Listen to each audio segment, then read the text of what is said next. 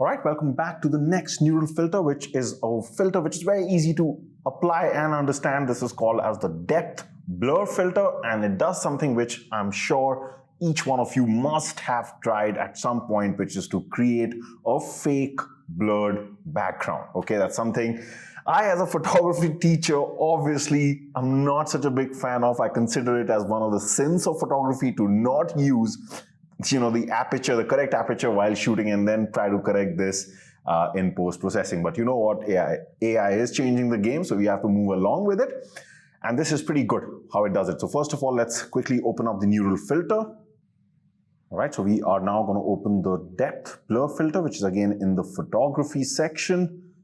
And it's automatically going to apply that blur straight away. So this is one of those filters where you don't even need to click anything, but we will have some very important options as you're going to find out. But first, let it do its magic. You probably won't be able to see the difference, but if I show you the before and after, can you see? Yeah, right now, if I just zoom in here, it's just applied a very tiny amount of blur. Can you see?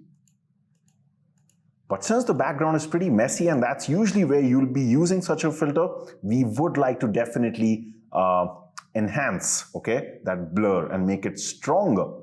So you get a couple of options here. Now, the first thing that you can actually do here is that by default, it has applied this thing in such a way that it has tried to keep the entire subject in focus. And then its algorithm has worked out that if that was to be the case, what kind of an aperture would have a photographer used and how much then a blur would have gone here. That's why the blur wasn't that significant, because we are saying keep the focus on the entire subject. That means just imagine if you were shooting in real life, that would be equivalent of you making the aperture narrower to make the depth of field deeper, right?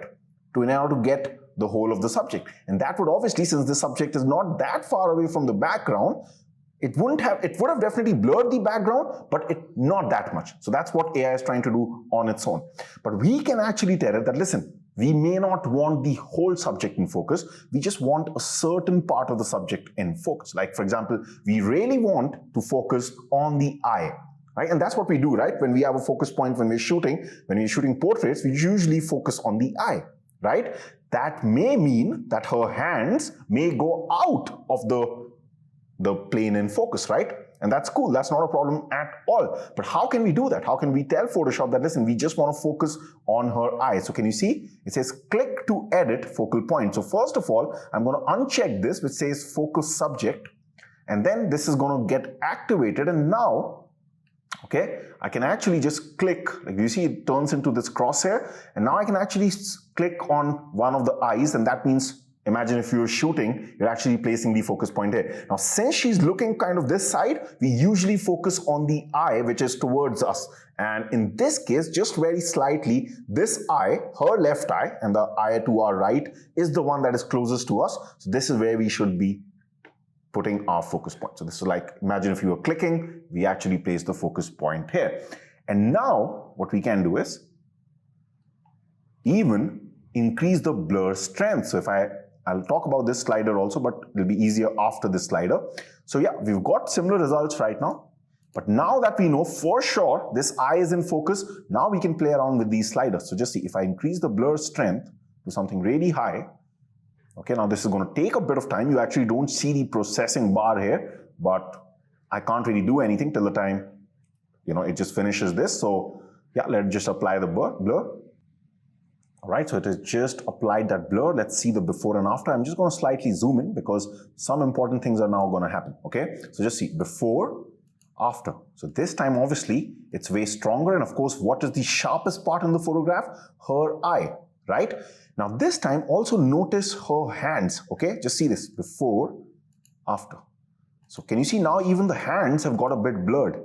That's because this is in a separate focal plane, which is closer to the photographer. This is behind. Both these are getting blurred. That's how depth of field works, right? It works in planes. And this plane where her eye is the sharpest. So think of it like this, that we are using a wider and wider aperture to get a shallower depth of field.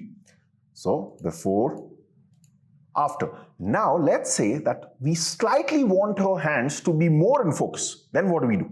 That means we want to increase still the focal range. That means, let's say, if this was f1.8, think of it like this in shooting terms. If this is f1.8 on our lens, we, let's say, want to go to f2.2, f2.8, right? Just slightly want to increase the focal range. Well, then you have the slider which says focal range. So now if I increase this, it's just going to slightly get things more in focus. It's kind of expanding that plane of focus. So it's just a bit of those hands will now start to come more in focus. So just see. But of course, that might slightly also have an effect on the decreasing the blur on the background. But now you can kind of manually control how much of the subject you want in focus. Okay, if you want more, you can push this. So a combination of these two will give you the exact output that you want in regards to how blurred the background should be and how much of the subject should be in focus. Subject part from here, background part usually from here. So I can even pull this now. If I wanted to add more blur, okay, I can pull this more. This is mainly going to impact the background because our focal range is still considering this. But if I want more of the hand in focus, I can increase this. Okay, so let's just do this one final time and then just going to allow it to process. Let's see the before and after now. Yeah, it kind of looks very real that we do want a bit of blur on the hand. That's how it'll be very real, okay? I think this is looking good. One more thing, you can play around with these sliders. These are all like saturation, brightness and all, and they don't really relate to the blurring part. So I'll just leave this right now because this is not that important. But one thing that is important is the last slider, which is grain. Because remember, we are blurring something, so the noise levels will probably not match than what is there in the original image. So let me demonstrate this. If I really zoom in, okay, just see this part. Can you see? This is the original image, but now suddenly this noise that it had just becomes very plain and smoothened out, and that doesn't look real, right? So this is where we can balance things out and just increase the grain. Okay, till the time we feel, yeah, it's kind of closer to the gray that we are seeing here. So probably this, maybe just a bit more. So we're basically adding the grains or the noise to the background in order to make it look real, okay? And that's about it. Once you're done with this, you can output this to a new layer and save it. So pretty easy filter to use, and definitely use it if you have a messy background and you were not able to shoot this at a wider aperture when you actually took the image. I'll see you in the next video. Bye for now.